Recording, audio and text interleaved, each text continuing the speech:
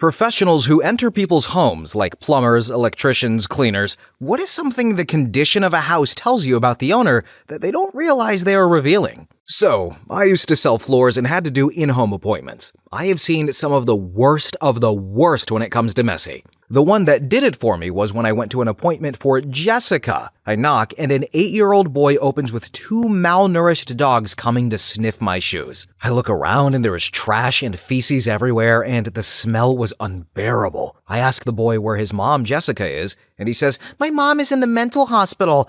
And I said, "Okay, where is your dad?" And he says, "I don't know, he hasn't been here in days." Then the 8-year-old boy goes to show me this gigantic hole in the floor. It was in fact the little kid who booked the appointment in his mom's name. I told him, "Let me call my team to make sure I pick the right floor for this." So I stepped out, called my manager, and told them about the situation, and I immediately called the police for a welfare check. That was my last week as an in-home flooring salesperson, and I hope he is in a much better position now. Next story. When I was a medical student, we had to do home visits to patients who lived in the area assigned to our clinic. In Brazil, we have a public health program called Saúde de Família, family health program, where community health workers regularly visit every household in the neighborhood to check basic living conditions. Clean water, sewage, sanitation, make sure patients are taking their medications, and understand why they might be missing routine medical appointments. As students, we had to accompany them to experience firsthand just how our health system actually works. One day, we entered the house of a bedridden older man. The door was opened by a woman in her early 20s. We asked where he was, and she calmly said he had gone out. While the community health worker started looking around the house for him, I stayed talking to the young woman. The house was filthy. There was food containers and leftovers scattered everywhere,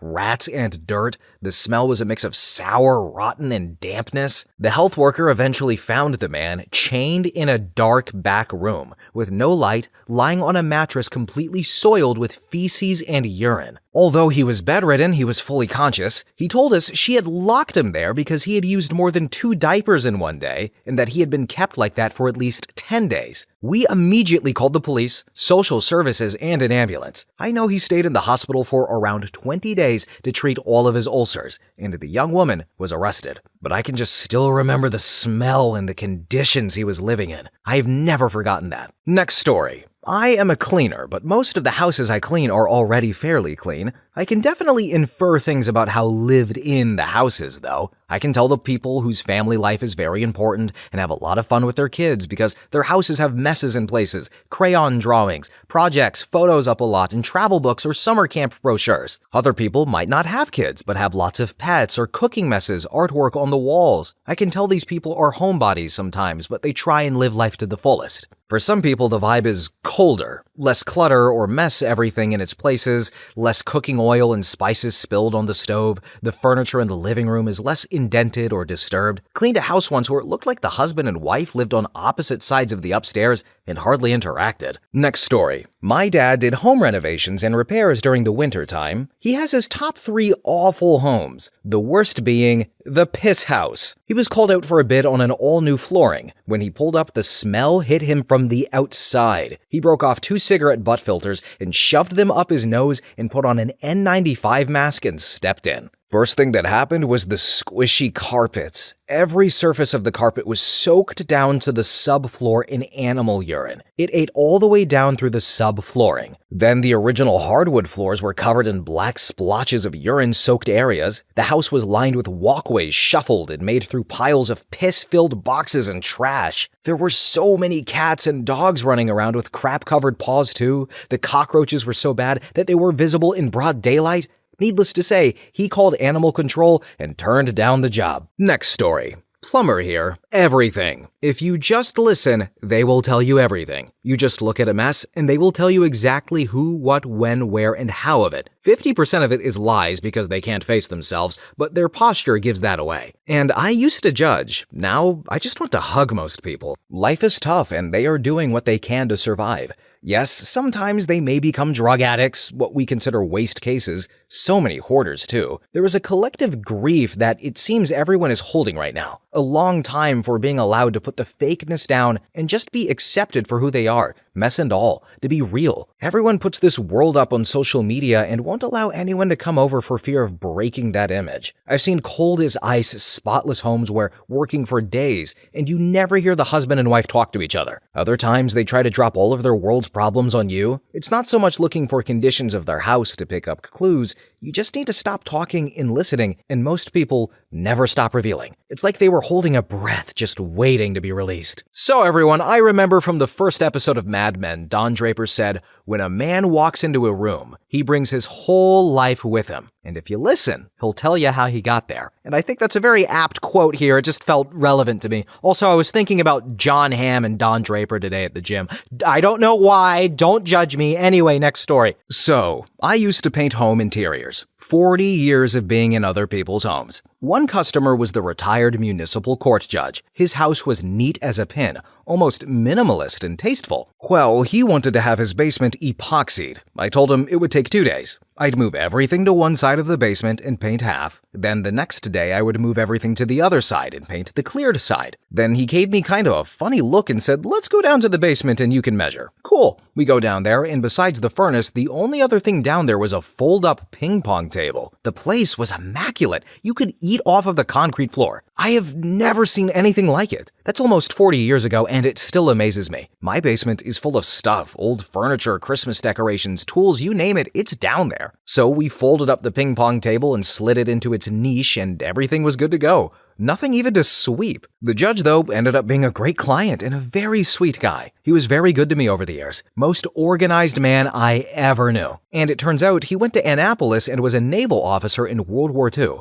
I wonder if that's where he got it or if it just came naturally. Probably a little bit of both. Next story. Corporate banking by day, professional organizer on the side. My ex-husband was a legitimate hoarder, and even when it came time to sell the house as a part of the divorce, he barely lifted a finger to help purge, declutter the marital home. The outcome? I was forced to clear out the entire house. I couldn't afford to hire professional help either, so the effort fell entirely on my shoulders. There was stuff piled floor to ceiling in every nook and cranny of our now former 4,000 plus square foot home. Harrowing as the experience was, it was also inspiring. And so, I launched my own small business, doing home organizing and decluttering. And generally speaking, people with tremendous clutter tend to suffer with mental health issues, especially ADHD. Their inability/unwillingness to part with stuff, it breaks my heart. Not only does it pose challenges during the decluttering journey, but my heart also breaks for them, because the clutter takes up extra space in their brain too, and therefore causes extra stress in their lives. Next story.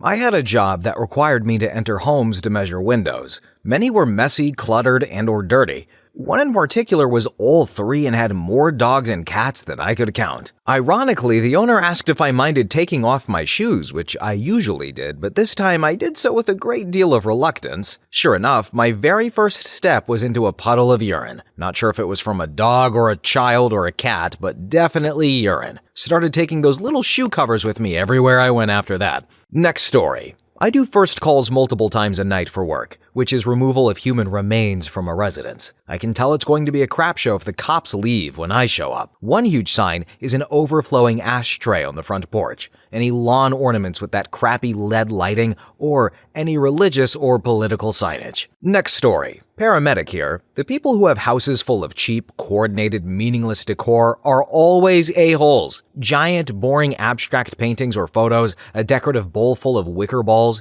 wooden signs with stupid phrases in cursive, everything in beige, neutrals, gray. Those houses always lack soul. They have too few pictures of loved ones, too few decor pieces that someone chose because it's cool and they actually like it. It's all just disposable, trendy garbage. It's a mirror to their soul. Next story. I used to work for a high-end audio-video installer. We went out to do service work on some in-ceiling speakers. When we went in, the owner took us to a large living room in the back, waited for us to stack up, then said, "When I open this door, we need to enter as quickly as possible, and then shut the door again." A little weird, but after entering the room, everything seemed normal, until I saw the gold medals on the wall, and Mo Farah explained that the room was set to the oxygen level of 10K feet so he could train. Opening the door lowered that very quickly. You know, just Olympic athlete things. Next story. Not a direct answer, but an anecdote. I am a carpenter and mostly specialized in remodeling people's homes. Years ago, I was in a home doing some work on a new master bed and bath setup on the second floor. While coming down the hallway, full of natural light, a picture on the wall caught my eye. I was viewing it from the side angle, so I couldn't see the picture directly as the light glanced off of it, like I was viewing it from a very flat angle, but I could see it was very geometric. Lots of straight, intersecting lines. And I thought, oh cool, I wonder if it's an aerial view of the city or something. And as I got in front of it and viewed it straight on, no, it was their wedding photo. I stepped to the side again and glanced across the flat plane of the glass again. Lots of lines. That's when I realized they were using their wedding photo to cut up lines of coke, and what I was seeing was the residue from that. Okay, everybody, we already know that couples that snort together stay together. It's like recreating the scene with Lady and the Tramp, but instead of a noodle, it's a line of coke, and they meet in the middle. They go, and then they kiss and make love, and sparks and powder fly everywhere, and they're hyper energetic, and then they crash after an hour, because that's what coke does to you. Don't do coke. Anyway, next story. So I've been home remodeling for about 10 years now, and in that time, I've seen so much. From a professional point of view, poorly maintained homes tell me I'm going to have to upcharge for certain things because if the inside of the home looks this bad, God knows what's going on under the hood. Also, despite a dirty and neglected home, these people tend to be more likely to want the work done, but they're also unlikely to pass a credit check. Just seems to work out like this quite often. Then, from a personal point of view, a home's cleanliness and maintenance is often a reflection of the person or persons living there. People with clean and maintained homes tend to have this mirrored in their personality, while very messy and neglected homes tend to be a mirror into the person or persons you're speaking to. It's honestly quite sad because when you're inside someone's home for 2 to 5 hours, you're inevitably going to have moments of getting to know one another, and you'd be stunned by how many of those folks treat you like a therapist because they have years of being pent up with no one to speak to.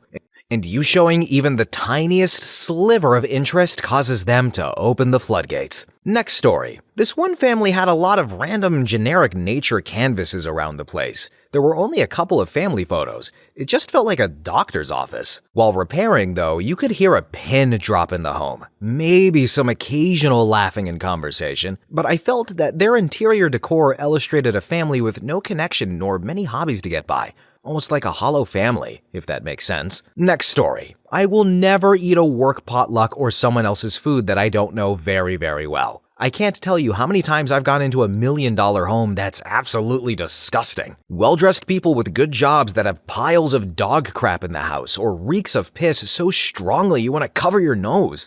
Piles of disgusting dishes all over the kitchen, floors never swept. It's not just people in trailers. There are some really filthy, dirty people of means. You're never sure who the gross ones are. Next story. I used to have my own on-site computer repair business. I will never start it back up.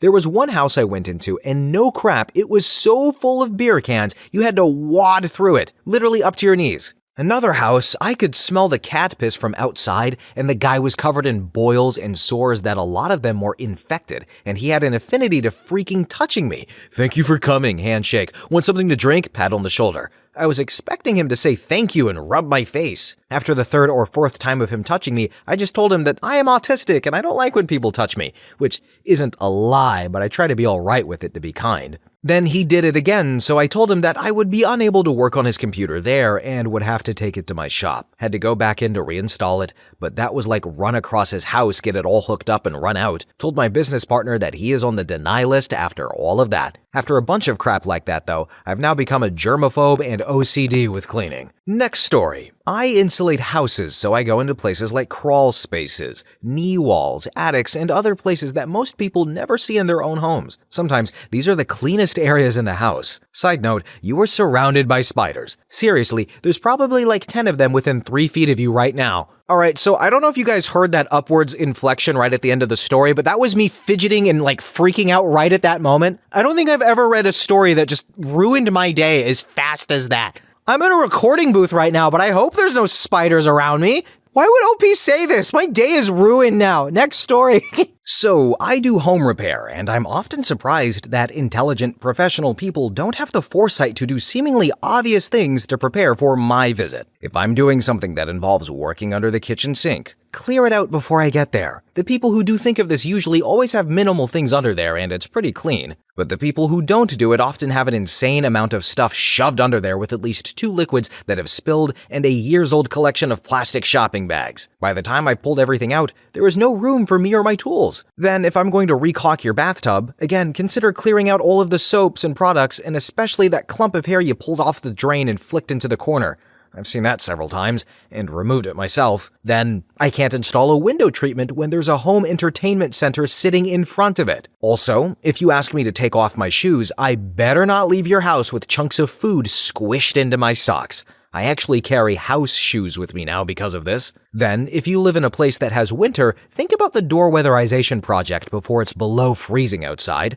Then, if you live on a street with a really challenging parking situation and you have a driveway, move your car ahead of time so I can park there. And I realize now that I've digressed from OP's actual question, but I've written too much to just delete it. Had to get it off my chest. Next story. I pet sit. One of the joys of that is getting to see how people live. I sleep in their beds and use their fridges. Luckily, I only ended up having one really bad house. I cleaned it when I first arrived, then again when I left. The rest are just normal dirty. Most people, though, do not wipe out their fridge. They rarely clean behind the faucet in the sink, and almost never do they clean under the toilet seat. I've even had people not put out clean sheets for me. On average, most people are not as clean as they claim. Next story. When the house is spotless except for one chaotic room, it usually means the person is holding everything together on the outside but is overwhelmed on the inside. You can read people's stress levels by the corners they stop caring about. Next story. I went to a house a few weeks ago to replace some drain lines under a sink. I opened the cabinet and about 100 roaches came crawling out.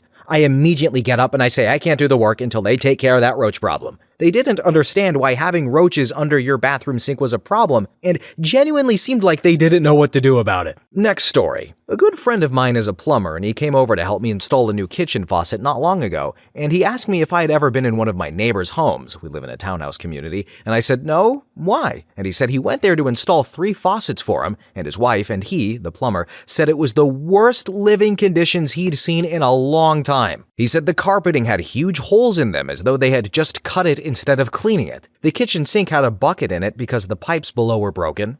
They were using the bucket to catch water, then dumping it out back. He also said paint was peeling off the walls and it just smelled. And I was shocked because the wife is always prim and proper and he heads up our landscaping and is OCD about the flower beds. And I apologized for my mess. I had Halloween decorations in boxes that had to be moved to the garage and thought that was a mess. Next story. I was a plumbing inspector for over 10 years. Had to go into thousands of homes and businesses. For the most part, nothing really stood out to me. Sure, there were homes that were gross and some were falling apart, but there was this one though. So before I even get to the door, the smell of cat piss was enough to gag a bug. The lady came to the door and was friendly and not ashamed in the slightest. It was just another day for her. She walked me through her living room and down the hallway. The path was barely wide enough to shuffle through with piles of crap and newspaper almost chest high. When I got to the basement to look at her water heater, there was an actual river of cat piss flowing to her floor drain, and I saw no less than 30 cats in the few seconds I was there. I had to hold my breath most of the time. I was in there to the point of almost passing out,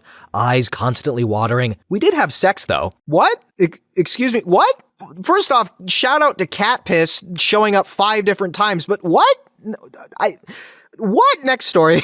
Paramedic here. The casual filth is always present. Probably 4 out of 5 houses I go into are gross to super gross. I recently went into a penguin house. Older couple, house was pristine, like a museum with a cleaning crew. And there were penguins every effing where. Not live birds. Hundreds and hundreds of little statues, paintings, life-size statues, Lego penguins, photos, human-sized statues of penguins. I'd bet that they'd probably have 95+% of all available penguin art represented in their home. It was one of those patient interactions where I was legitimately distracted by the things around me, and I had to actively ignore the effing penguins and focus on the human with the medical problem. Anyway, one of these 65-ish-year-old people has the autism, like me, and they don't know it. Next story. I used to be a cable guy. There are a ton of incidents where things were not okay in the home. A lot of people were dirty and messy, but they were fine people. There were a lot of people who were just plain weird, but they weren't doing anyone any harm. Every now and then, I'd come across a red flag situation that needed attention from someone with authority. Sometimes, though, it was kind of a gray area where you really don't know what to do. There was a kid I met one time while working a job at an apartment complex. He answered the door. He was maybe 7 or 8 years old. Mom was running around looking like she was getting ready to leave. I was installing the free internet box for low-income housing. There was no furniture anywhere other than a mattress in the living room next to a couch. The TV was on the floor. The kid was watching TV while I worked on the install. Then I'm in the bedroom when there's nothing but dirty clothes on the floor and random boxes filled with stuff. That's where the cable line fed in for the internet, so my work was there. And I heard the mom say something to the kid, and then the front door opened and closed. Mom was gone. I finished up and asked the kid where his mom went, and he said she went to the store. And this wasn't the first time I was left babysitting someone's kids, but this was the youngest kid I was left with. He was just dead focused on the TV. I called Mom a few times and left her some messages. She wouldn't answer. I stuck around for a couple of hours hoping she would show up before I had to call the police, and the kid showed me all his toys while we waited, and Mom never showed up. By the time the police came, it was already dark outside. I never was updated on what happened with the kid. If they found the mom or if she came home. I don't know if the kid was taken into someone else's care, but that was the only time I had to call the police for a situation like that. The parents, as irresponsible as they were, usually did come home. Next story. House cleaner for 20 years.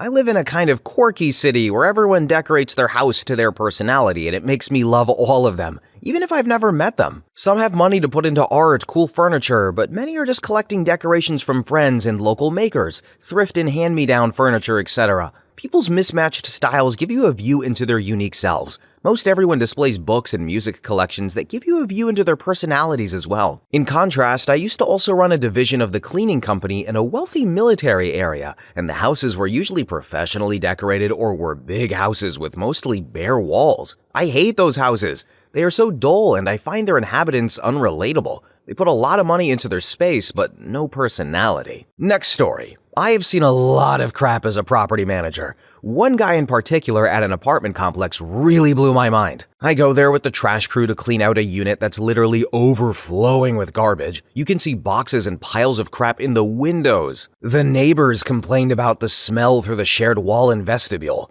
He meets me at the front walk getting into his car. It's a newer Mercedes, spotless inside and out. He is wearing a nice sports coat, white pressed shirt and ironed slacks. Hair styled nicely and clean-shaven face, and I'm thinking, there's no way this guy lives here. Yup, it's his place. He apologized for having us to come here again, and he's trying to get help, he says. Tells us to throw away everything in the unit so he can start over. He drives off to work, leaving us to go to work on his place without any other instructions. I have a work order that says the same thing. Per request of tenant, remove everything from this unit. So I spent 8 hours working with the crew because I was just invested in the situation. Despite how disgusting it was, it's a 2-story, totals maybe 800 square feet place. I'll go room by room and I'll describe the scene. The kitchen. The sink is full of eggshells and some other mystery substance.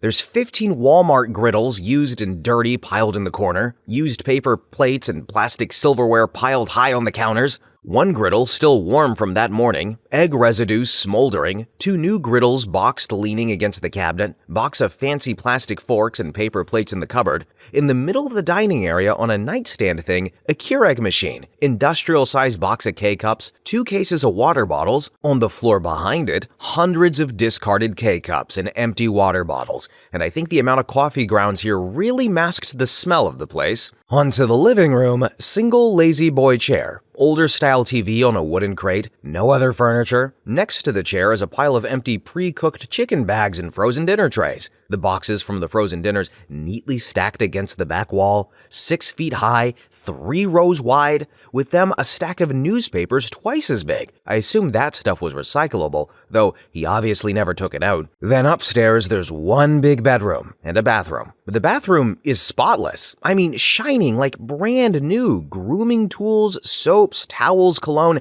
everything is in order. Explains his appearance, and I asked myself where all the trash from this room went. And I opened the closet, about to get killed by the avalanche. There's a big can, but it's overflowing with used razors, toilet paper rolls, toothpaste tubes, toothbrushes, empty bottles of other products. No washing machine. The complex doesn't offer shared laundry facilities, so the unit is supposed to have it in the bathroom closet. It's gone. Then head to the bedroom. In the closet, neatly hung, are a dozen of the same outfit I saw him in that morning. Explains why they look so sharp. They're brand new. New socks and underwear packaged on the shelf. On the floor between the bed and the wall is a mountain of dirty towels and clothes. We put it all in bags and tossed it out the second-story window along with the double mattress, no bed frame, that had no sheets and was stained all over. This guy had some serious disorder. He didn't reuse anything, just tossed it after its lifespan was done. According to the neighbors, he's really nice, has a lucrative finance job or something in town. He can afford to just buy new stuff every week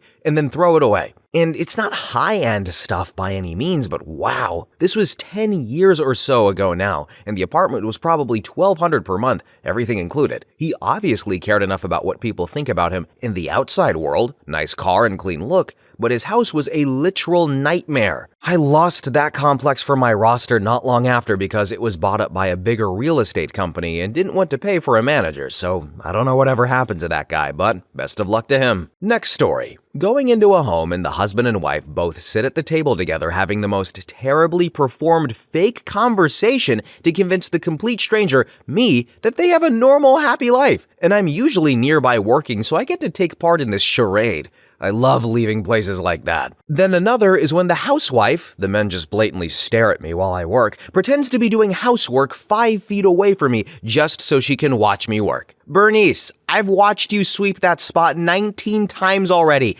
Quit effing around and just make small talk with me. Alright, so that husband and wife making a fake conversation, that's kind of scary and creepy in a certain context. Hello, Reginald, how are you today? Oh, I'm doing great, honey. That's like some Skinwalker type stuff. They're gonna take off their faces in a couple of minutes. That's kind of horrifying in a certain context. Anyway, next story. Entered a $2 million McMansion. Woman explains how she overordered her tile, picked out the shade she wanted, and returned the rest. Red flag number 1. She chucked about it. Red flag number 2. Took a little in the attic above it, and the attic was covered with mold. Her $150,000 bathroom was vented directly into the attic. I explained the situation and how I wasn't even qualified to use the word mold since I wasn't licensed for it. As I packed up, her conversation used we and us a lot. She thought I was going to hold her hand for mold remediation. I sent her a $75 bill, she refused to pay it, and oddly, she kept contacting me for the pictures on my phone. Yeah, the disrespect she showed the tile contractors was pretty much who she was. Next story. Former pest control tech here, worked out of Las Vegas for about 7 years before switching to the trades.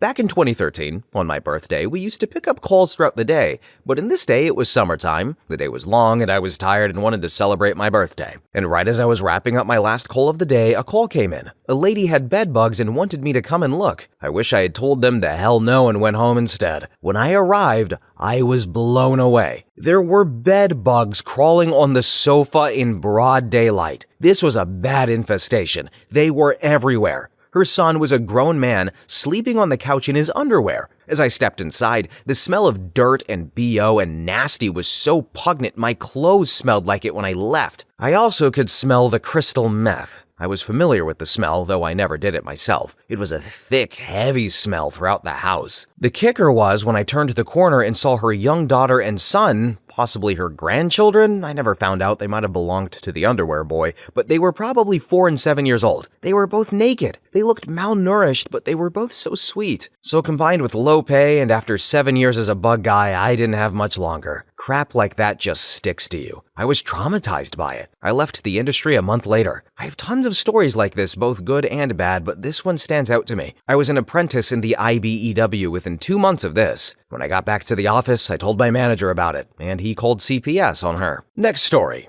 Okay, this is more of a story time, but tangentially relevant to the asked question. Our family runs a facility management business with about 150 properties currently in our care. For some clients, we also take care of their appointments, estates, tenants. You really learn a lot about people when working in this field, and sometimes you learn more than you need to learn. There are also some stereotypes you learn about/start creating that you did not know even existed. So far, the most revealing have been the homes of wealthy and/or disabled, urgent care people. I put it in quotation marks because usually their homes have relatively unique quirks.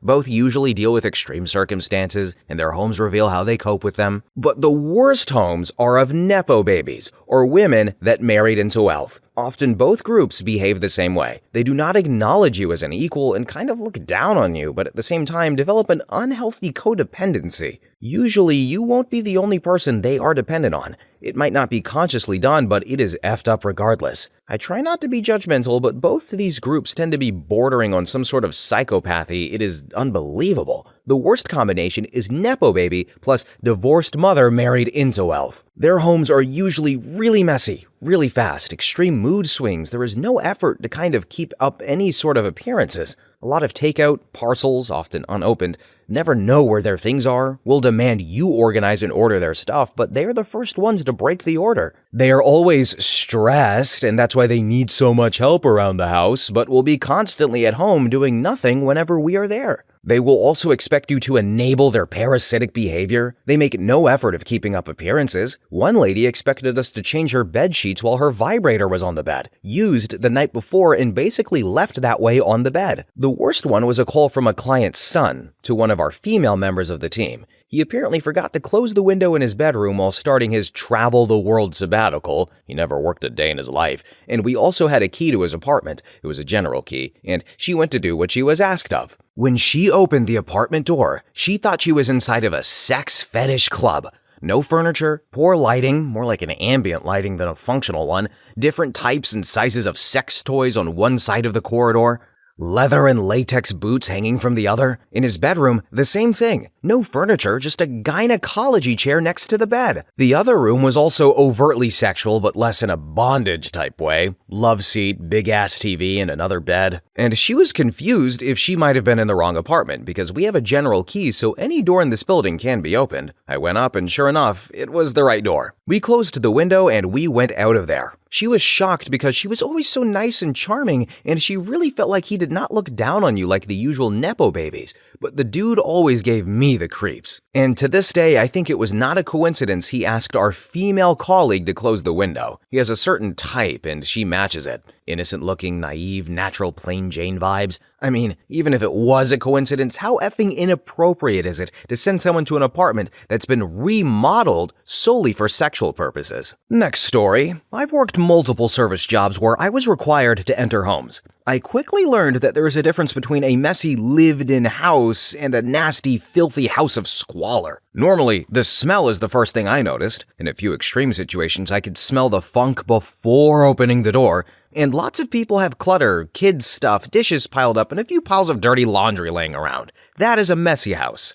Nasty houses have carpet hardened from uncleaned spills, pet urine, and feces, rancid food left out in every room, trash overflowing, mountains of laundry everywhere, and every surface in the kitchen is covered in some combination of grease, slime, or hardened organic matter. Bathrooms, they would be covered in mold, mildew, hair, toothpaste, and so much buildup on the mirror that you can hardly see your own reflection. And seeing kids living in that kind of filth was always disheartening, and it was always the worst part of entering those homes. Also, hoarding is probably way more common than you think. Lots of hoarders' houses of varying degrees out there. Next story. I worked at a very rural school district. 60 kids. Come Christmas one year, instead of dressing like Santa to bring gifts, we bought some trees to give to the most deserving of families who couldn't get one for themselves. The family that lived the farthest away was very shy but trusted me to come inside, and inside brought me to tears. My students lived in abject poverty. No cleanliness anywhere, mold and poo. They trusted me not to call CPS, but I had a duty as a school employee to report them to at least my boss, the superintendent. Maybe we should have organized to help clean up. If I recall correctly, CPS came and had repeated visits, but the kids stayed home. Next story. In my previous career, I was a registered nurse and worked home care for about a year. The stories I could tell. The one that sticks out to me was a very sick lady on hemodialysis who lived in a motel, and it was the very definition of a roach motel. I live in the Midwest, and it gets extremely cold in the winter, so for a good part of the year, I don't see bugs. But this lady's room, there were cockroaches crawling up and down the wall and along the trim.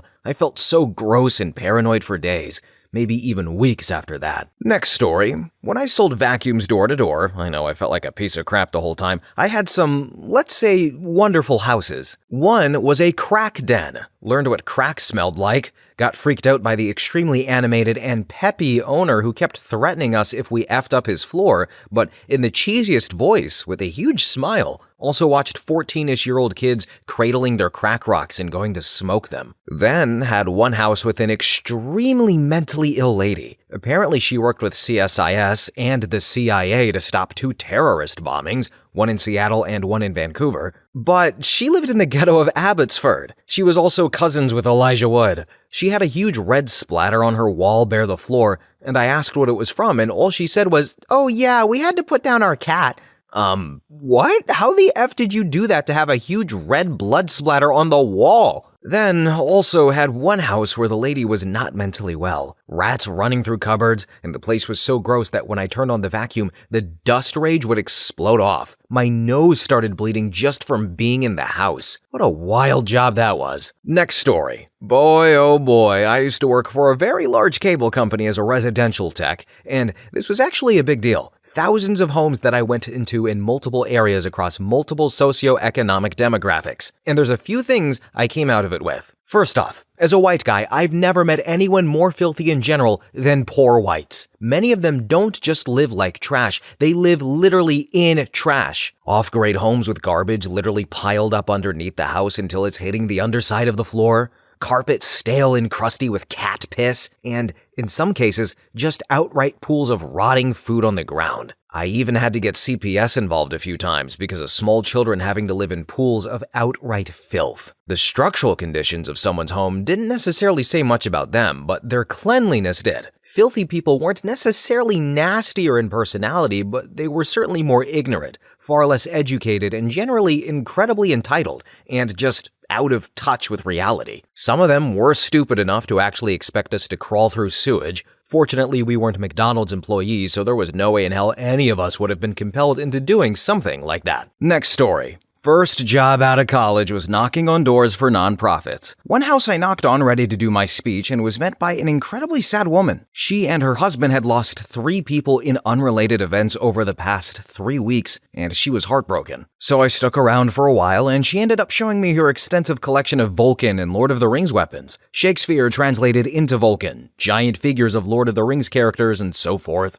Then at another place, I met a charming woman, but there was an intense musky smell. Turned out much of the furniture had holes carved out for her ferrets to get in and out of drawers and such. Both super nice people, though. Next story. My sister worked as a home health nurse in rural Midwest USA. She said that they would see lots of infants who were not thriving. They would chart them as failure to thrive because they weren't sick, just underweight and small. They were in homes that would have been receiving food assistance. She noticed that when the children got big enough to get themselves up to the table or reach the top of the table while standing, they would start growing normally. In other words, no one was actually feeding the little ones enough. Next story. Nobody will read this comment, so I don't feel bad about violating the prompt. I'm not in one of those categories. But I have a friend who is a working professional in a demanding field and extremely put together. She is always dressed to the nines, but appropriate to the situation, never overdone or ostentatious. Makeup on point, hair blown out. She's beautiful, like double take on the street beautiful, though she's a bit on the short side, so maybe easy to miss. But as far as I'm aware, she is competent and respected at work, among her peers and in her field. Briefs always in order and in time.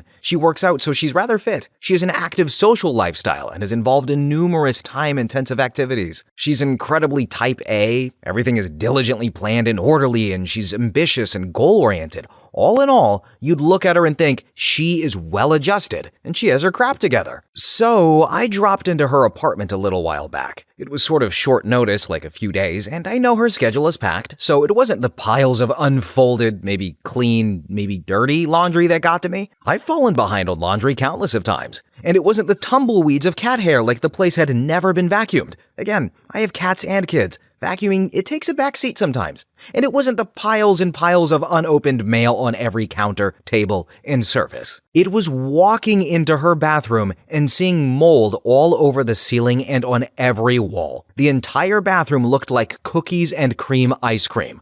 I was gagging. At that point, it wasn't a matter of cleanliness for cleanliness' sake, but for physical health. I have no idea how she wasn't chronically ill. I can only explain it as she's basically never home. She is often taking her strictly indoor cats to the vet, and I wonder if the mold is why they're always sick. But it could just be undiagnosed, untreated ADHD. Her work and hobbies may be hyperfixations, and that's how she keeps going. Cleaning just might be low priority. It could be so simple. But the thing I can't get off my mind is about a decade ago, she suffered a sudden, enormous, incomparable loss. And then shortly after, another. And sometime later, one more just for FU's sake. She puts on a brave face like she is okay. She's moved on. She is healed. She is successful by just about every metric. But seeing the conditions she lives in, it seems like she's severely depressed. We talk about functional alcoholics who hide their addiction and get by despite it, but we don't talk about functional depressives, people who are silently suffering and falling apart but still go through all of the motions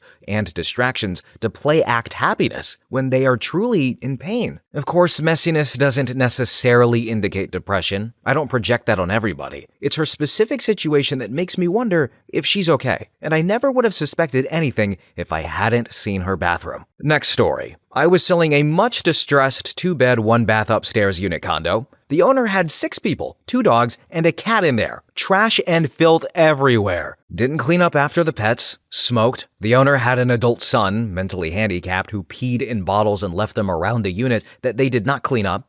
One of the owners had cancer and was in hospice in there. It was just awful. So I was showing the property to prospective buyers, and the owner of the downstairs unit pulled me aside to ask if I was buying. And when I said yes, he secretly asked me to meet him at the other side of the building as he wanted to show me something. Well, we went into his unit and he showed me that flies, gnats infested his unit due to the filth above him, and he had to have gnat traps in all of his outlets to combat the bugs who found their way through the ceiling, and he was warning me. Then, one of the prospective buyers was a husband and wife and their contractor. They walked in the condo for about 5 seconds before the contractor ran out of the unit and started dry heaving over the railing of the walkway up the balcony. Needless to say, they didn't buy the condo, although I was eventually able to sell it. Next story. We used to move a lot with my husband's job. The only way for us to build equity in a house was to buy a fixer-upper, so we looked at a lot of old and half-finished homes for sale over the years. 2 stand out in my memory for very different reasons. One was decorated in some kind of French brothel style, red walls, draperies, and carpets, ornate gold ornaments, red brocade Victorian furniture,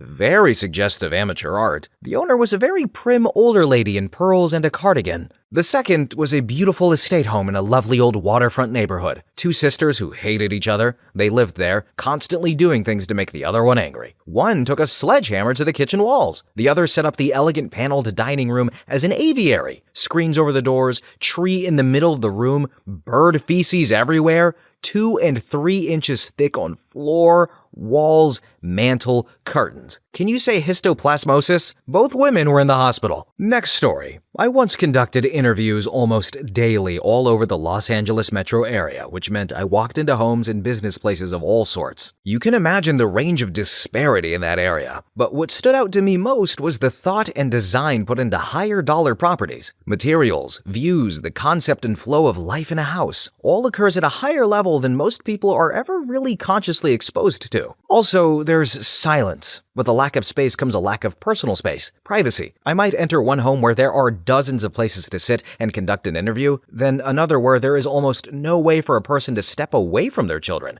their grandmother, their dog, the construction outside, the other children entertained by the TV, a cacophony, and a little personal refugee from it. There are profound consequences to such things, and we all deserve better. Next story. People are really not understanding the assignment here. OP specifically asked about things the owner does not realize they are revealing. Obviously looking for things a normal, everyday house might have. Like, the floors were clean but the couch was covered in fur, so that reveals that they typically live in a dirty house, but they swept because they knew I was coming. But removing fur from a couch is far too time-consuming for a quick fix, so the signs were there. Or maybe the basket they put their mail in by the front door was packed to the gills, which tells me they never check their mail and likely won't be prompt about paying me. And so on and so forth. People who have other people chained to the wall in their basement or who have piss, crap, and trash all over their house are quite aware they are a problem. This is obviously not what OP was asking. So I don't understand why all of these very extreme stories that are totally off base are being updated to the top of the thread. The one with the litter box on the kitchen counter is on the fence, because most civilized people clearly know that's a disgusting thing to do, but cat people so often tend to be totally clueless about the social acceptability of their behavior, so I do buy that they may be unaware of how that comes off. So, is OP a little pretentious? Yes. Is OP kinda right? Yeah. Do I care? Not really. I've been entertained so far and more horrified in some ways, and the way OP deduces in the first third of that story is the way Sean Spencer deduces clues in the TV show Psych. You know that's right. Y'all heard about Pluto? That's messed up. Next story. So, I fix appliances for a living. The cleanest house I've ever been in, where everything was perfect and looked like a Norman Rockwell painting, was the only lady who ever stiffed the bill. Most houses are messy, but you sort of expect it because people have lives and they're busy with those lives, and other houses are filthy, and those people are just totally fine living in absolute filth. There are way more people with mental illness out there than anyone knows just from looking at the front of a house. It is also very easy to tell a house from a home, where people live there but don't really care or feel safe, versus a dwelling where someone has made it their own and looks forward to being there both with and without family. Also,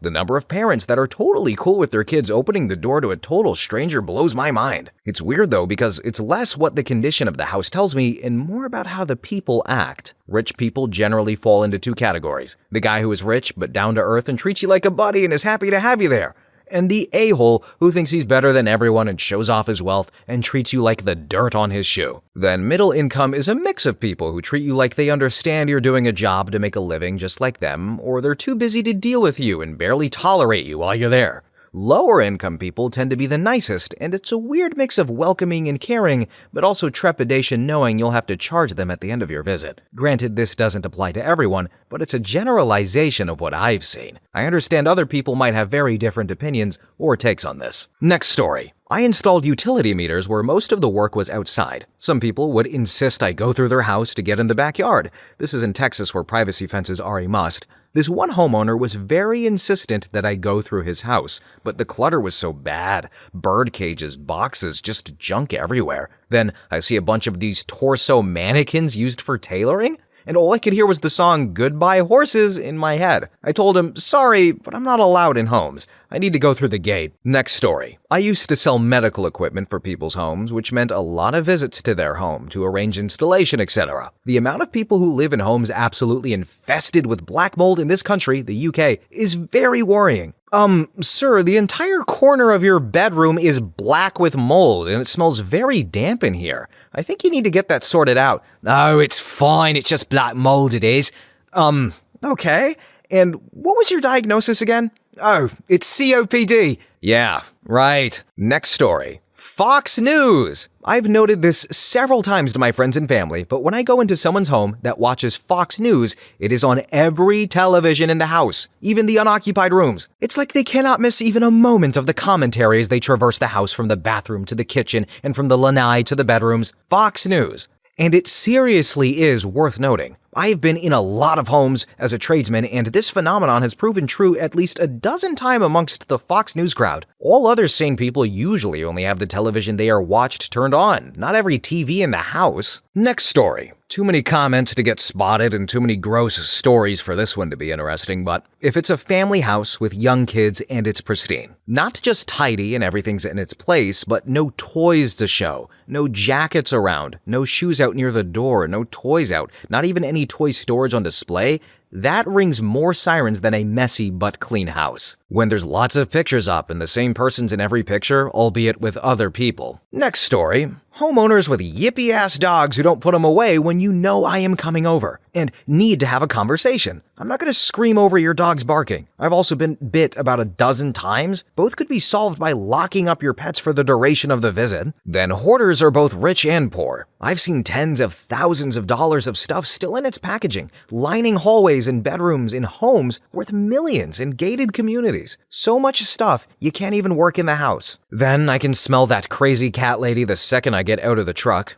The amount of people who let their pets piss and crap all over the place and don't clean up. I'm talking crap that is months old and smashed into the carpet. Then I can smell your pot growing. Then very few people prep the area I need to work in. I have to move too many beds, furniture, and people stuff in an area that they know I need to work in. Please be considerate. I don't want to move your crap and potentially break it and get blamed. Then there's ultra-religious households kids who are always paralyzed with fear. It's weird seeing kids in that state. Their rooms are usually packed with figurines and statues of Jesus. And mega-church pastors are among the richest clients I do work for. Their level of wealth is obscene. Next story. People often overrate their level of cleanliness. I know a couple who said they weren't messy and filthy and couldn't understand why the boyfriend suddenly had allergic reactions to dust. Turns out they never changed or washed their pillowcase or threw away their pillowcases. Also knew a family who got sick so often that they had to cancel our appointment. They said they only bathed their toddler once a week and changed the clothes every 3 days. The kid went to daycare 5 days a week. Next story. Surveyor here. Once doing checks on the home for an elderly lady, mid-70s, she seemed reluctant to let me in the back bedroom but just made me promise not to go into the wardrobe, which I honored. I didn't think much of it, but did spot that there were 2 domestic smoke alarm type devices in the back bedroom. This was odd as there was one in most other rooms. One brand I recognized and was clearly just self-fixed, but the other was some sort of generic fascia and wasn't even marked as a heat smoke monoxide detector. Curiosity got the better of me, so I slipped off my shoes, climbed onto the bed, and spun the head cover off to reveal a deep sunk eyelet into the ceiling. So I'm stood there, contemplating what the F this is, when her sweet but slightly embarrassed voice came in from the landing. "I'm so sorry. Now you know what I was hiding in the wardrobe." It was an anchor point for a sex swing. Fair play to you, Doreen. Next story. I used to do pest control. Worst decision of my life. I don't care how well it paid or how chill my friend's dad was who owned the company. And one time, I went into this house. Looked normal from the outside. Inside was all trash. Just trash. Like an outside dump. The bathroom was floor to ceiling with trash. Actual trash, not just junk. Like, instead of taking the trash out, they stacked it. There was dog poop all over the house, just all over. It was like the worst outside of a house you've ever seen was inside. Then there were roaches everywhere. Like they removed a table leaf and it looked like World War Z. Swarms of roaches just started pouring out like moving liquid. Then at some point, one of the 15 adults in the house said sternly, "Hey kid, be careful what you spray." "Oh, I'm sorry. Are you worried about your piles of used paper towels and McDonald's wrappers and dog poop are going to be contaminated by my bug spray?" And then at some point, roaches started falling from the ceiling because why not?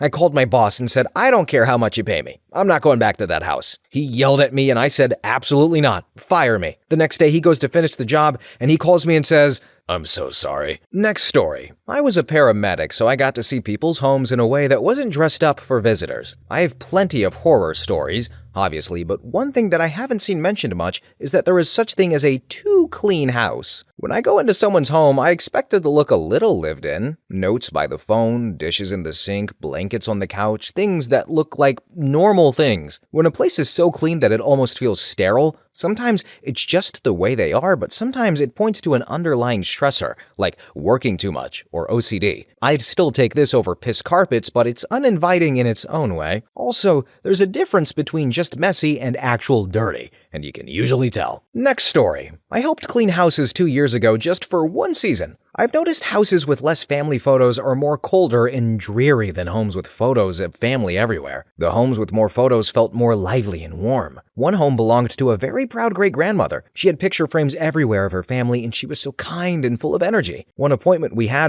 to call her phone because she couldn't hear us ringing her doorbell and knocking on the door because she was playing James Brown in the house on the highest volume. Well guys, first off, that grandma is adorable, and also shout out to Doreen from a few stories ago. If you want to get sex swingy at the age of 70, why not? Just don't break a hip. But anyway, I was thoroughly entertained and disgusted, as I mentioned earlier, and I hope you were too. I'm glad we could share this experience and this slight trauma together. Also, watch your step when you step into somebody's home. But anyway, guys, we are at the end of the video. Hopefully you don't live like this. If you do, we need to have a talk. But thank you all so much for watching, commenting, have a really good day, and bye-bye!